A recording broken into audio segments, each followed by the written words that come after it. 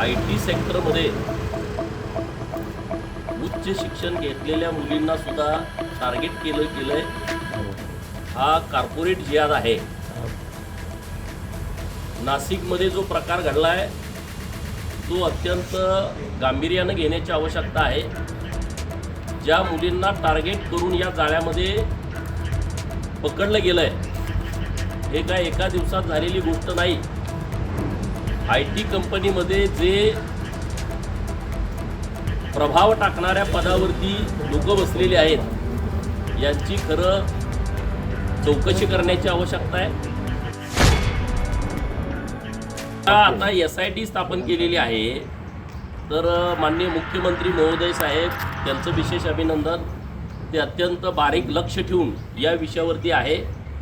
गरज पडेल त्या पद्धतीनं माननीय मुख्यमंत्री महोदय या सगळ्या विषयामध्ये योग्य ते निर्देश देतील, परंतु कुणालाही या प्रकरणातून सोडलं जाणार नाही, त्याच्या मुळापर्यंत जाणार। मला काल कळालं की HR ला पण अटक केली आहे, अजून मला अधिकृत माहिती नाही।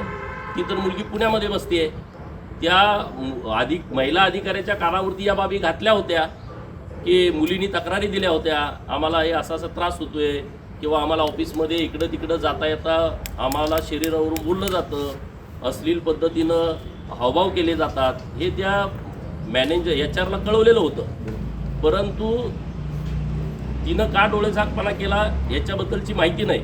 परंतु यामध्ये जे कुणी आहे त्याच्यात बरेच लोक असणार आहेत, किंवा त्या मुलाचं धर्मांतरण केलं, म्हणजे धर्मांतरणाचा विषय तर इतका गावखेड्यामध्ये आपण म्हणतो की बाबा त्याच्या अडाणीपणाचा फायदा घेऊन त्यांना काहीतरी आमिष दाखवून चमत्कार करतो असं सांगून धर्मांतरण केलं जातंय। हे तर सगळी वेल एज्युकेटेड मुलं आहेत, त्यांचं सुद्धा धर्मांतरण होतंय। त्यामुळं या सगळ्या बाबी अत्यंत काळजीपूर्वक हाताळण्याचे विषय आहेत आणि हा काय राजकारणाचा भागच नाही।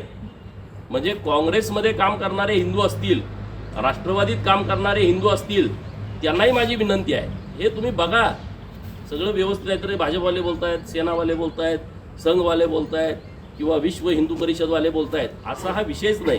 हे विषय पूर्णपणे वेगळ्या स्वरूपाचा आहे, वेगळ्या पद्धतीचा आहे आणि त्या सगळ्या गोष्टीकडं सगळ्यांनी लक्ष द्यावं अशी नाशिकमधलं जे प्रकरण समोर आलेलं आहे, IT सेक्टरमध्ये उच्च शिक्षण घेतलेल्या मुलींना सुद्धा टार्गेट केलंय। हा कॉर्पोरेट जिहाद आहे।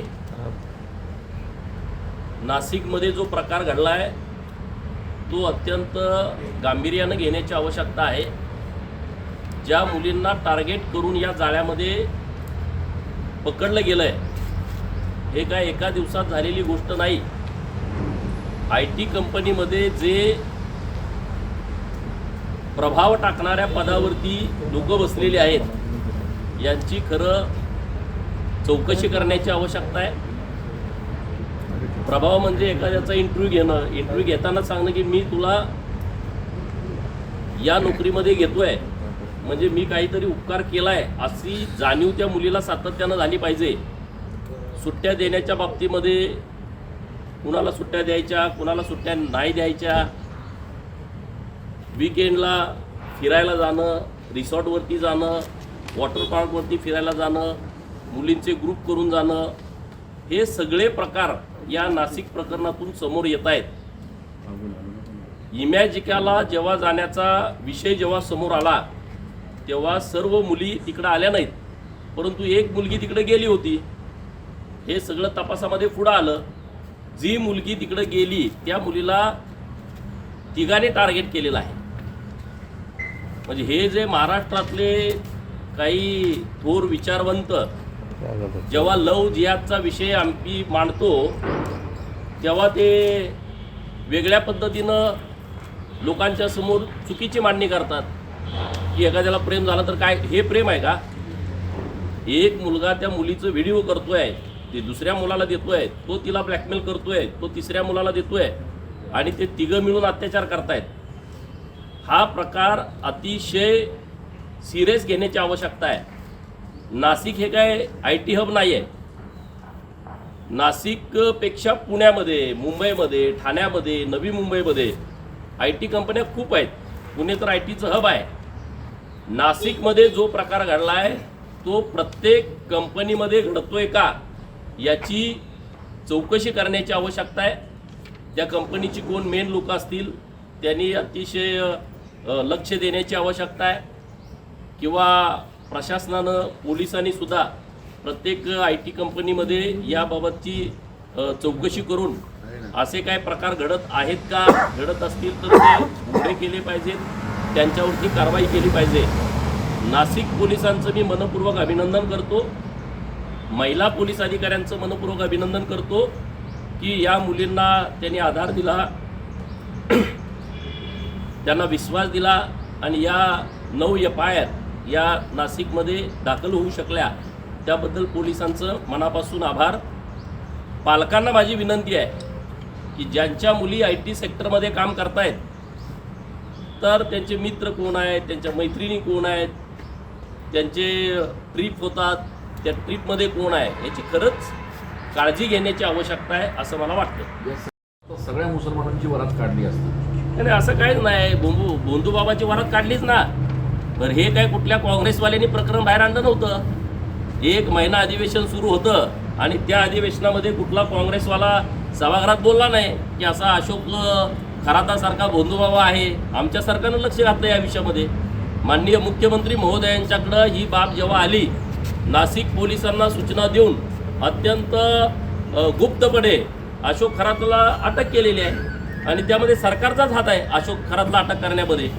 भोंदूगिरीला आमचं सरकार कधीही पाठीशी घालत नाही, कारण छत्रपती शिवाजी महाराजांचं हे राज्य आहे, संत ज्ञानेश्वरांचं, संत तुकारामांचं हे राज्य आहे. या महाराष्ट्रामध्ये ज्योतिबा, बिरोबा, खंडोबा, मसोबा हे आमचे लोकदैवत आहेत.